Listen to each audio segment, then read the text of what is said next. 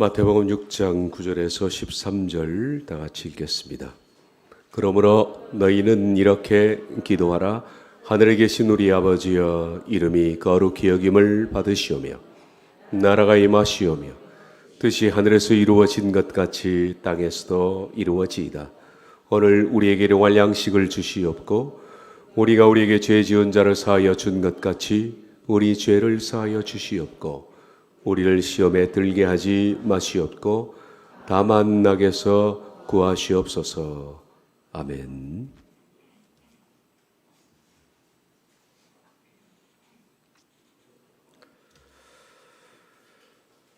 모든 성도들은 그 마음속에 하나님의 나라의 도래에 대한 열망을 갖고 삽니다.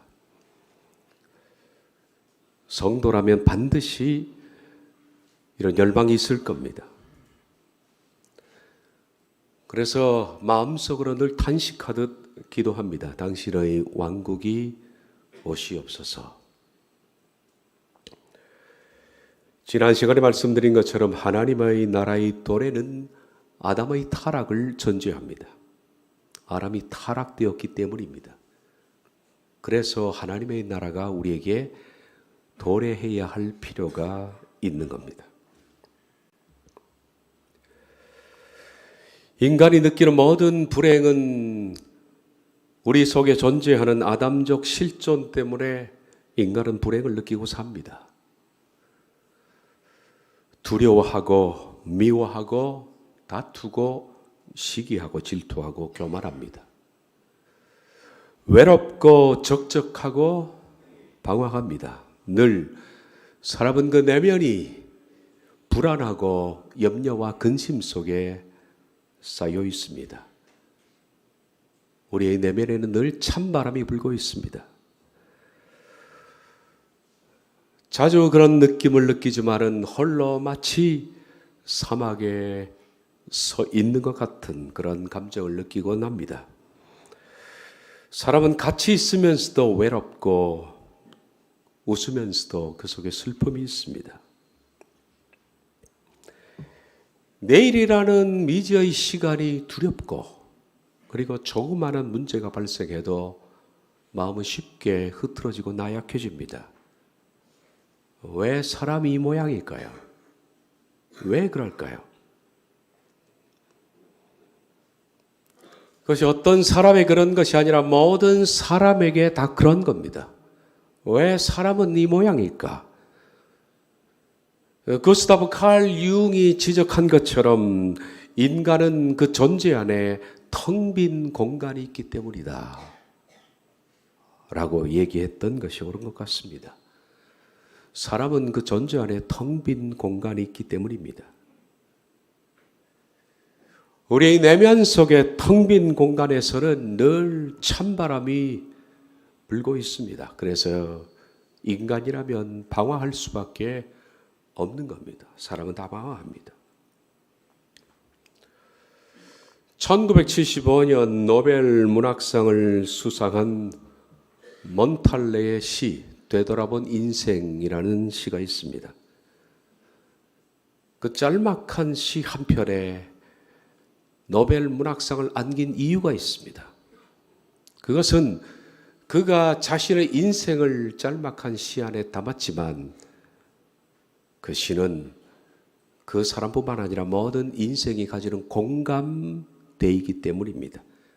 자신들의 얘기입니다. 6살 때 우리는 집짓기를 가지고 놀았다.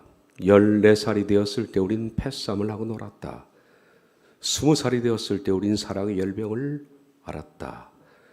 30이 되었을 때 아이를 가졌고 35이 되었을 때 우리는 히틀러와 무솔리니를 만나게 했다. 40살이 되었을 때 잿더미 속에서 시뮬레이션을 구걸해야 했고 50살이 되었을 때 곧 잘 살 수 있었다. 60이 되었을 때는 담석증을 알아야 했고 그리고 70이 된 이제 우리는 우리를 더 이상 우리라고 부를 수가 없게 되었다. 귀세페도 카플러도 그리고 나의 아내도 이미 세상을 뜬 것이니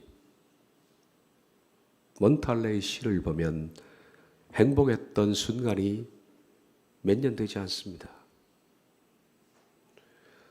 태어나서부터 계속 다투고 소유하기 위해서 싸우고 열병을 앓고 아이를 낳아 기르고 걱정하고 역사의 소용돌이 속에서 힘겨운 삶을 살아내고 배고프고 가난하고 시레이션을 구걸해야 할 만큼 겨우 50살이 되었을 때 살만하다라고 했을 때 병은 찾아와서 담석적을 앓고 그러다 보니까 자기 주변에 아내도 떠나고 친구도 떠났다라는 얘기는 우리들의 얘기입니다. 이것이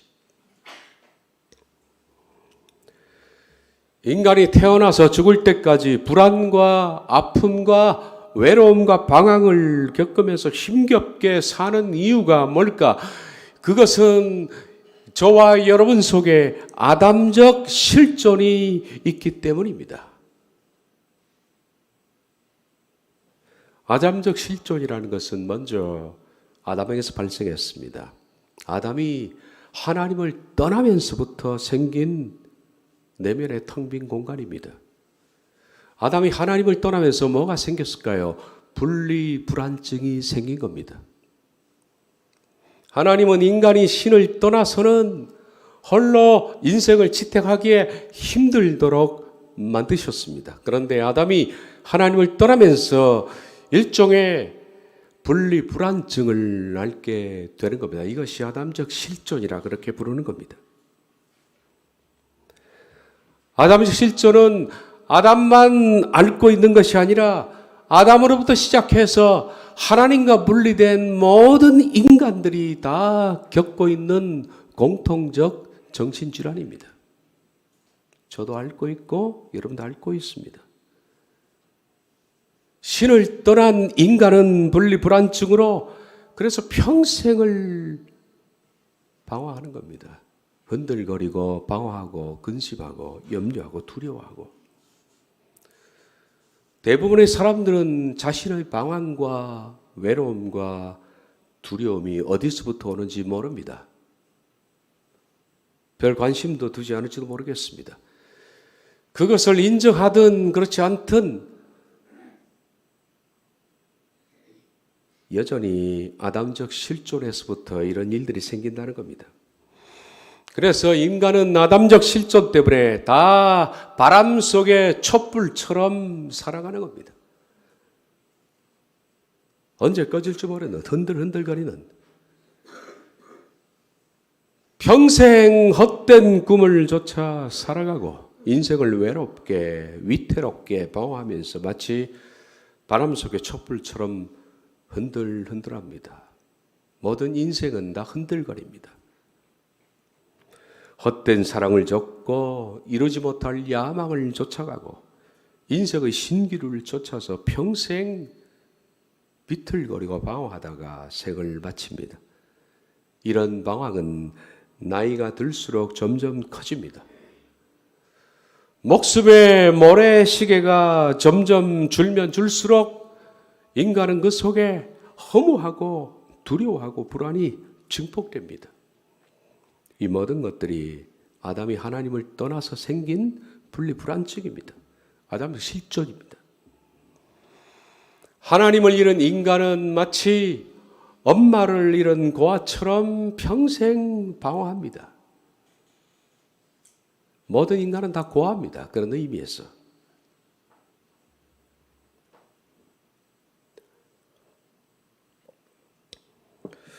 심리학에서 마더 컴플렉스라는 단어가 있습니다. 이 마더 컴플렉스는 어떤 한 사람에게만 있는 것이 아니라 모든 사람에게 다 있다라고 말합니다. 모든 사람이 다 우리 모두가 다 이 마더 컴플렉스를 겪고 있습니다. 이건 심리적 질병입니다. 아이가 태어나서 성장할 때 그 아이는 이상한 일이죠. 아빠보다 유독 엄마에게 집착합니다. 왜 그럴까요? 그건 본능입니다. 마더 컴플렉스라는 본능 때문입니다. 그래서 아이는 아무리 아빠가 잘해도 엄마에게 집착합니다. 다 필요 없습니다. 그냥 엄마 품에만 안겨 있으면 가장 편안하고 그리고 안전함을 느낍니다. 그런데 이 세상 어떤 엄마라도 그 아이에게 마더 컴플렉스를 다 충족시켜 줄 수 있는 엄마는 없습니다. 그 엄마 자체도 불안하니까. 엄마 자체도 굶주려 있고 본인도 아담적 실존으로 방황하기 때문에 충족시켜 줄 수가 없습니다. 정도의 차이는 있겠지만 모든 인간은 다 정신적으로 굶주려 있습니다. 마더 컴플렉스라고 합니다. 다시 말해서 인간은 채워지지 않는 사랑 때문에 모두가 다 정서적인 굶주림 속에 있다. 이렇게 말을 하는 거죠. 다 우리들은 배고파 있습니다. 정서가.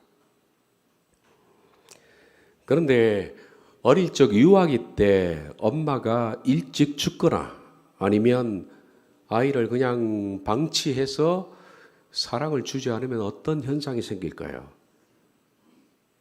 방황의 깊이와 크기는 훨씬 커집니다.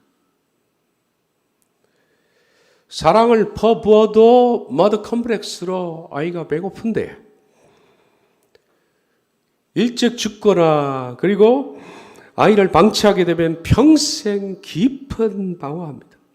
그리고 고아처럼 마음속에 아무리 무엇으로 채우려고 해도 채워지지가 않는다는 거예요. 이 마더 컴플렉스가 강한 사람은 어떤 현상이 벌어지느냐? 중독에 빠질 우려가 큽니다. 컴퓨터 중독, 그리고 핸드폰 중독, 술 중독, 그거 끊어놓으면 마약으로 가고, 마약 끊으면 이성에게 가고, 아니면 일 중독이 되든 돈 중독이 되든, 아니면 사람에게 애착을 가지든 심지어는 스토커가 되든 어디 하나 붙어보려고 애를 쓰는 이유가 어릴 때 충족되지 않는 사랑 때문에 그렇습니다. 어릴 때 엄마를 잃은 아이는 어른이 되어도 그가 늙어 할아버지 할머니가 되어도 죽을 때까지 그 심한 방황은 그쳐지지 않는다. 옆에 사랑하는 사람이 생겼습니다. 아내도 생기고 남편도 생겼습니다. 가족도 생기고 사랑하는 자식들도 있습니다. 그리고 존경받는 자리에 올라도 어릴 때 마더 컴플렉스 강한 사람은 그 내면의 방황을 그치지 않습니다. 무엇으로 채워도 채워지질 않습니다. 내가 왜 이럴까? 이유를 모릅니다. 이유를 모른 채 그냥 방황을 거듭하는 겁니다. 그런데 심리학에서 말하는 마더 컴플렉스의 뿌리가 여러분 뭐라고 생각합니까? 왜 모든 사람은 마더 컴플렉스가 있을까? 저는 그 뿌리가 가드 컴플렉스라고 생각합니다. 다시 말해서 하나님에 대한 사랑의 결핍 때문에 인간은 방황합니다.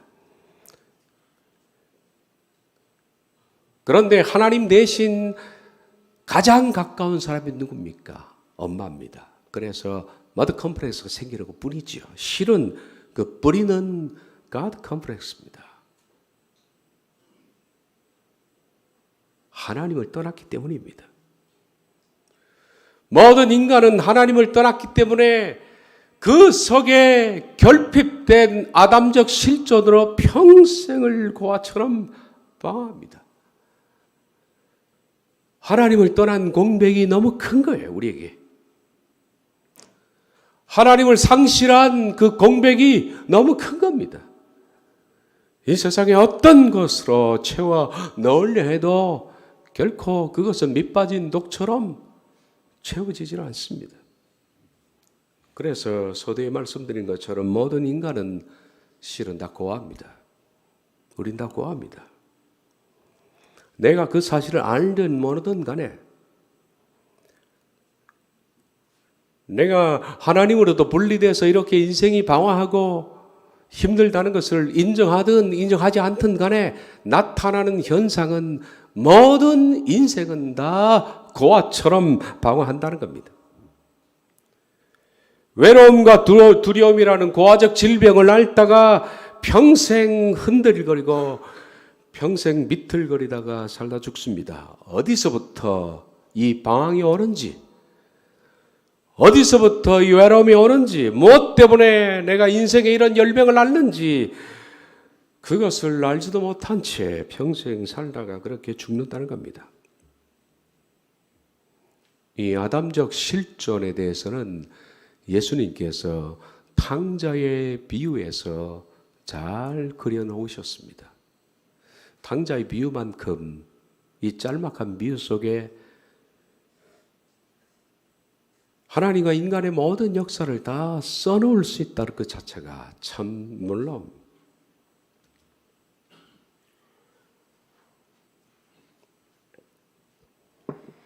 누가복음 15장 13에서 16절.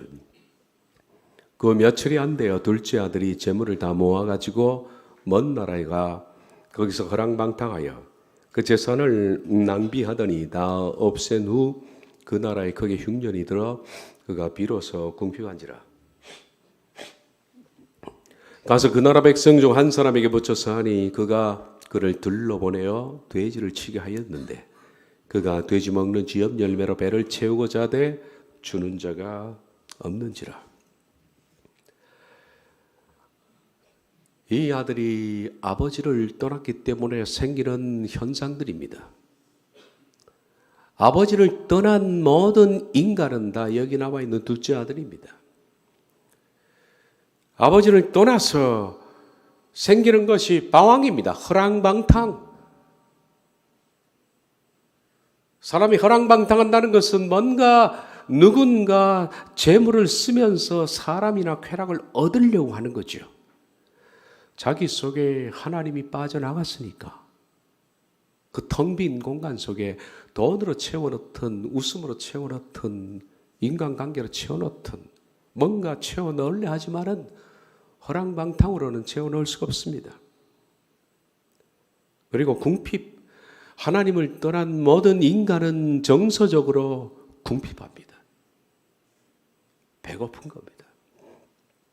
흔들리고 방황합니다. 여러분들 굳건히 선 것 같지만은 인생에 뭐 하나만 빠지면 사색이 됩니다. 낯빛이 변하고 식은땀이 흐르고 인생을 절망하는 데는 아주 쉽게 변화가 됩니다. 그러고서 그는 지엽 열매를 뜯고 있습니다. 비참을 먹는 겁니다. 아침부터 저녁까지 이마에 땀을 흘리면서 노동하고 수고해서 이 땅이 던져주는 빵 한 조각이 그걸 먹기 위해서 애를 쓴다 해야죠. 이게 아담적 실존입니다. 인간은 참 불쌍합니다. 세상에 태어나서 살아가는 모든 인생이 다 불쌍합니다. 이 아담적 실존을 가진 인간은 항상 뭘 느끼느냐? 아버지를 떠났으니까 아버지가 결핍되어 있죠. 그러니까 항상 결핍으로 인한 불안감을 늘 느낍니다. 인간은 지혜가 결핍돼서 불안합니다. 우린 실제로 아는 것이 별로 없습니다. 예전에는 우리가 잘 안다고 생각했습니다. 지혜로운 것 같고 인생의 어떤 진리를 터득한 것 같고 뭔가 아는 것 같고 그러다가 어떤 문제만 생기면 우리가 얼마나 멍청한지 우리 자신을 봅니다. 우리는 아는 게 없습니다. 별로. 지혜가 결핍되기 때문에 불안한 겁니다. 도대체 내가 아는 게 뭘까? 당장 1시간 뒤에 어떤 일이 생길지도 우리는 모릅니다.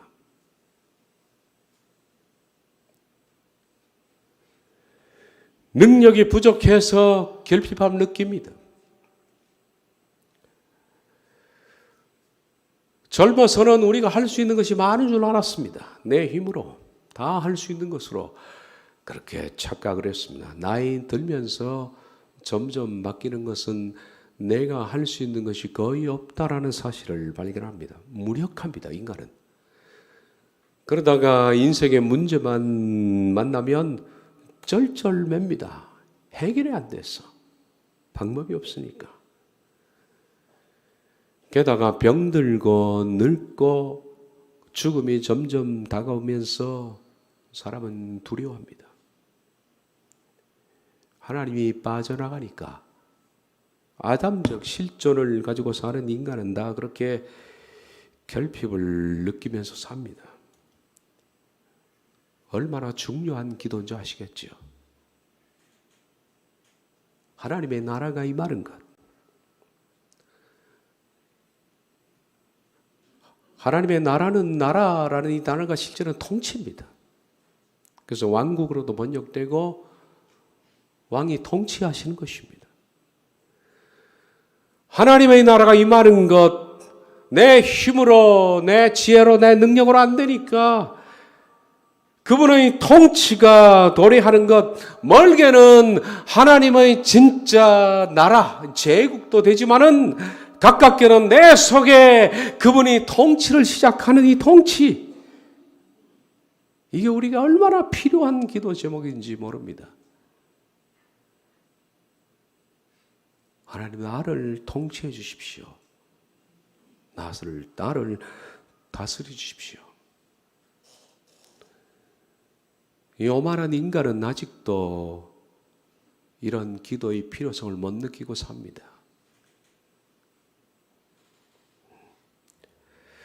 언제 인간은 이런 진실한 기도를 하게 되어 있느냐? 하나님이 나를 다스려 주셔야 됩니다. 라는 진실한 기도를 시작하게 되는 것은 인간은 스스로 인생의 막이 내릴 때 가능한 겁니다. 그 전까지는 안 합니다. 안 해요. 예수님께서는 당자의 비유에서 이것을 그려 놓으셨습니다. 14절, 15절을 보면 다 없앤 후 그 나라에 크게 흉년이 들어 그가 비로소 궁핍한지라. 가서 그 나라 백성 중 한 사람에게 붙여서 하니 그가 그를 들러보내어 돼지를 치게 하였는데 그가 돼지 먹는 지엽 열매로 배를 채우고자 하되 주는 자가 없는지라. 이런 상황이 와야 합니다. 당자는 자신의 둘러싼 모든 것들이 잿더미고 쓰레기 더미인 것을 확인했습니다. 수중에 돌은 다 떨어지고 그리고 그 나라에 크게 흉년이 들었습니다. 흉년은 탕자의 잘못은 아닙니다. 그러나 이 세상 일기가 다 그런 겁니다. 이 세상 일기는 어제는 맑더니 오늘은 구름입니다. 내일은 벼락이 칠지 아무도 모르는 겁니다. 이 세상 일기는 항상 그렇게 변합니다. 수중의 돈은 다 떨어졌고 그리고 무시무시한 흉년이 닥쳤습니다. 지금도 그렇지만은 고대의 흉년은 성경 기록도 그렇고 세계사적 기록을 보면 자신이 낳은 아이까지 잡아먹을 정도로 배가 고픈 겁니다. 흉년이 닥치면 사람들이 먹거리로 풀을 뜯어먹거나 심지어는 신고 다니는 자기 신발 가죽도 먹는다. 길거리에 썩은 시체만 발견해도 먹습니다. 쓰레기를 먹고 배설물을 먹고 고대 흉년입니다. 저술가 윌리엄 맨체스터가 중세 유럽의 기근을 다음과 같이 저술한 대목이 있습니다. 읽어드리겠습니다. 여러 해 동안 계속된 배고픔은 끔찍했다. 농부들은 가지고 있던 모든 것들을 모조리 내다 팔 수밖에 없었다. 가장 힘겨운 시기에는 나뭇껍질, 뿌리, 심지어 하얀 색깔의 찰흙을 구해다 먹었다. 사람들을 잡아먹는 풍습도 점차 공공연하게 알려지게 되었다. 길가에 매복해 있다가 낯선 사람이나 여행자들을 잡아먹기도 했으며 교수에 초용된 사람들을 갈기갈기 찢어 먹기도 했다. 불을 피울 수 있는 아무것도 없었던 터라 인육을 따뜻하게 날 것으로 먹기 위해서 20명이나 되는 죄수들을 한꺼번에 처형하기도 했다. 흉년입니다. 흉년이 닥쳤습니다. 그러자 이 당자는 그래도 아버지 생각이 안 납니다. 이게 인간입니다. 모든 것들이 수중에 바닥이 나고 흉년이 닥쳐서 먹을 것이 없어 쥐염 열매를 뜯은 이 상태에 가더라도 탕자는 아버지 생각이 안 나는 겁니다. 인간은 이 상태까지 가도 그저 살아보려고 마지막 몸부림을 치게 되는 겁니다. 조그만한 가능성만 있다면 인간은 하나님께 돌아가지 않습니다. 마지막까지 발악을 합니다. 그것이 15장 15절입니다.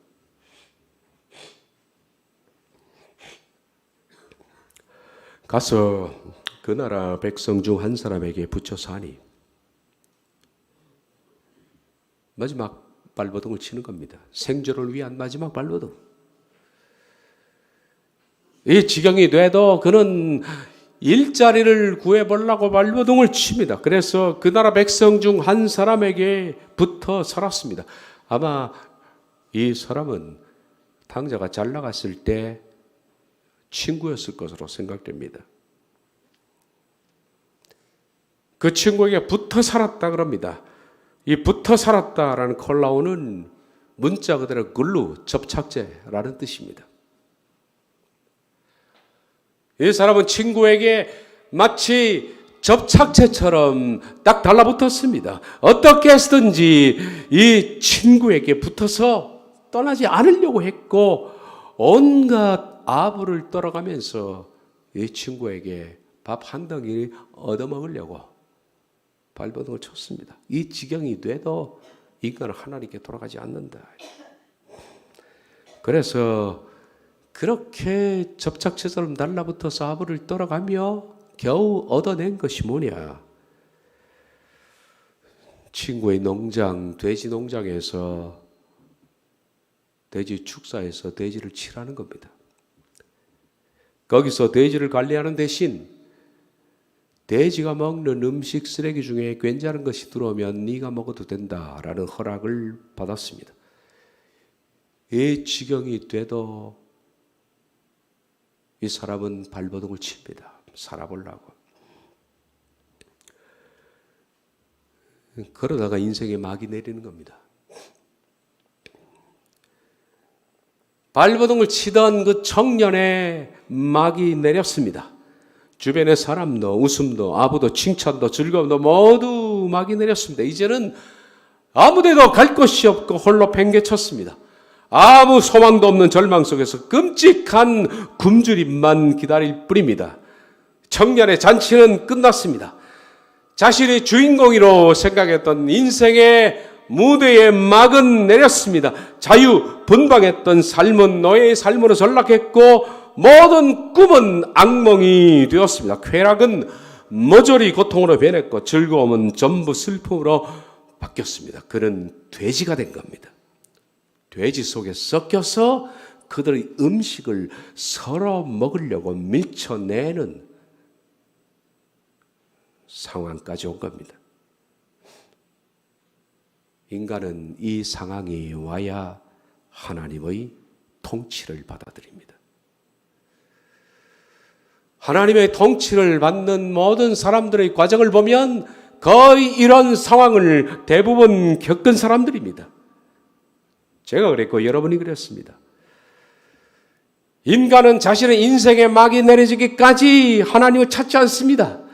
붙어 살 곳이 있다면 한 사람만 있어도 그는 하나님을 찾지 않습니다. 붙들 수 있는 마지막 친구라도 있으면 접착제처럼 달라붙어서 거기서 생존의 몸부림을 칠지언정 하나님을 찾지 않는다. 근데 더 이상 아무런 희망과 가능성을 찾을 수 없을 때, 자신의 인생의 막이 내려질 때 비로소 인간은 신을 찾습니다. 그래서 예수님께서 하신 말씀이 심령이 가난한 자는 복이 있다 라고 하신 겁니다.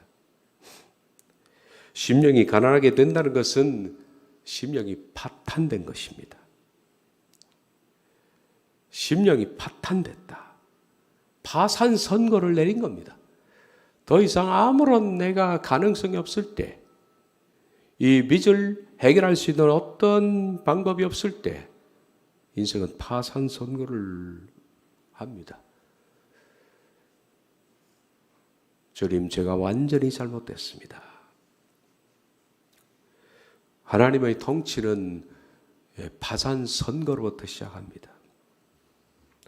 예수님께서 이 세상에 오셔서 제일 첫 마디 설교하신 것이 이겁니다. 예수님의 첫 번째 설교입니다. 심령이 가난한 자는 복이 있나니 천국이 그들의 것이며,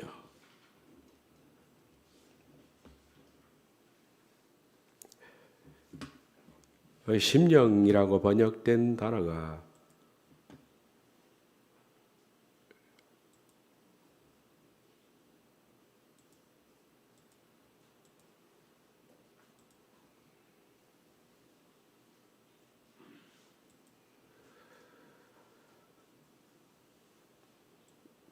푸뉴마입니다. 푸뉴마는 성령도 되고 그리고 심령도 됩니다.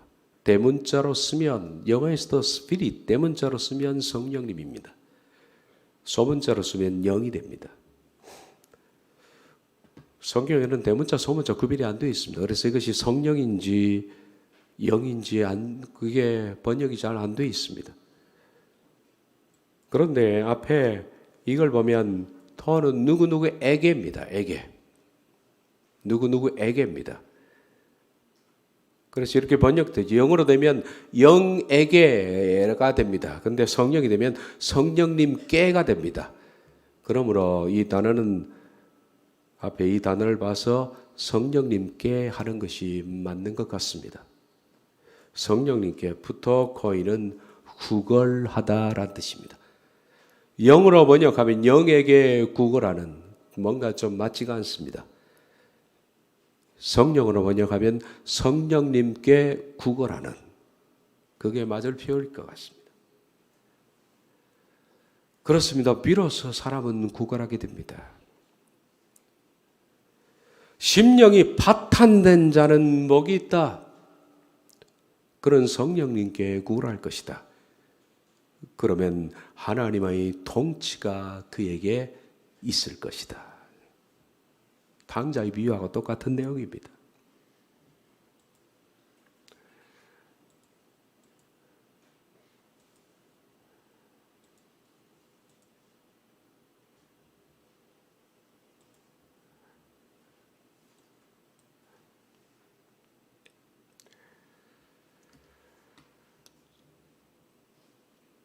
이 상태에 가니까 탕자가 비로소 제정신이 든 겁니다.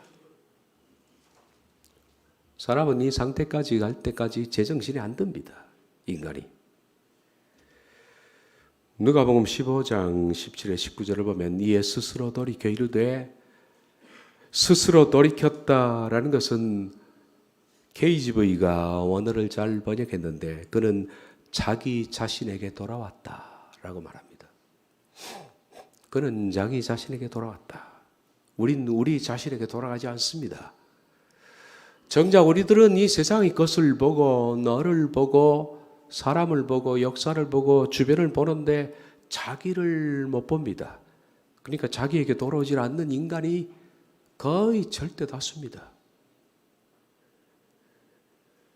네 자신을 알라 하는 것처럼 내 자신을 아는 사람은 극히 드뭅니다. 그런데 탕자는 이런 파탄 상태가 되자 자기를 본 겁니다. 그렇습니다. 파탄 상태는 자기를 보게 하는 겁니다. 내가 발견되면, 내 실존이 발견되면 내가 왜 이렇게 비참한지 원인을 발견합니다. 그 원인은 내 아버지입니다. 아버지를 떠난 게 원인입니다. 이에 스스로 돌이키로되 내 아버지에게는 양식이 풍족한 품꾼이 얼마나 많은고 나는 여기서 줄여 죽는구나. 내가 아버지께 가서 이르기를 아버지, 내가 하늘과 아버지께 죄를 지었사오니 지금부터는 아버지의 아들이라 일컬음을 감당하지 못하겠나이다. 나를 품꾼의 하나로 보소서 하리라. 그는 자기 자신에게 돌아왔습니다. 돼지와 함께 서로 먹겠다고 돼지를 밀쳐내고 쥐염열매를 손에 쥐고 씩 웃다가 비로소 나를 본 겁니다. 내가 이게 뭐 하는 짓인가? 왜 이렇게 내가 비참하게 되었을까? 내 인생이 왜 이렇게 무너졌을까? 자기를 보면서 자신의 모든 비참함의 원인이 아버지를 떠났기 때문이라는 사실을 발견합니다. 그리고서 그런 내장 깊숙한 곳에서부터 솟구쳐 오르는 통곡이 슬픔으로 오열되기 시작했습니다. 이걸 은혜라고 부르는 겁니다. 이게 은혜가 아니겠습니다. 자신의 처참함을 발견하는 것부터 하나님의 통치가 시작되기 때문입니다. 인생은 무너지는 것이 은혜입니다. 음식 쓰레기 더미에서 돼지를 밀치며 먹이를 찾느라고 뒹굴었던 그 처참한 시간은 은혜였습니다. 우리는 빨리 내 파티를 끝내고 오열해야만 한다. 죄와 더러움의 밑바닥을 봐야 합니다. 그 밑바닥 속에 보석이 있을 줄 누가 알겠습니까? 인간의 처참한 밑바닥에는 은혜가 있습니다. 당자는 제 정신이 돌아왔습니다. 제 정신이 돌아오자 이제 모든 것이 판단됩니다. 아, 내가 이렇게 된 이유가 뭘까? 흉년이 닥치고 내가 이렇게 쥐염열매 손에 쥐고 이렇게 처참하고 비참하게 된 모든 원인이 아버지를 떠난 것에서부터 온 것이라는 것이 분별되기 시작했습니다. 돼지와 함께 이 역겨움을 통해서 자신의 실상을 똑바로 직면하게 됐을 때 이유를 발견한 겁니다. 아버지를 떠났기 때문에 그렇다. 우리는 우리 인생에 막이 내릴 때가 있습니다. 종종 살다 보면 어떤 충격적인 사건으로 인생이 끝날 것 같은 순간 막다른 골목길에 섰을 때 한 발짝 움직일 수 없는 벼랑 끝에 섰을 때 모든 것이 무너져 내리는 현실 속에서 내가 믿었고 의지해왔던 모든 것들 인생이 잿더미로 변했을 때 하나님은 벼랑 끝에 선 사람에게 편지를 한 통 보냅니다. 그것은 돌아오라는 편지입니다. 이걸 벼랑 끝의 편지라 그렇게 부르죠. 하나님의 편지는 바로 벼랑 끝에서 발송이 됩니다. 이 벼랑 끝에 서서 하나님의 편지를 받아본 사람들은 그 사람은 이렇게 기도합니다. 나라가 임하시옵고. 이게 인생의 해답입니다, 여러분. 이 기도가 얼마나 절실하며 이게 얼마나 간절한 문제인지 이 사실을 아는 사람들은 하나님 저를 통치해 주십시오. 하나님의 왕국이 제 속에 임해야 됩니다. 그렇지 않고는 저는 끝없이 방황할 뿐이고 저는 끝없이 흔들릴 뿐입니다. 하나님이 나를 통치하기 전까지는 저에게는 쉼이 없습니다. 라는 기도를 하는 겁니다. 기도하겠습니다.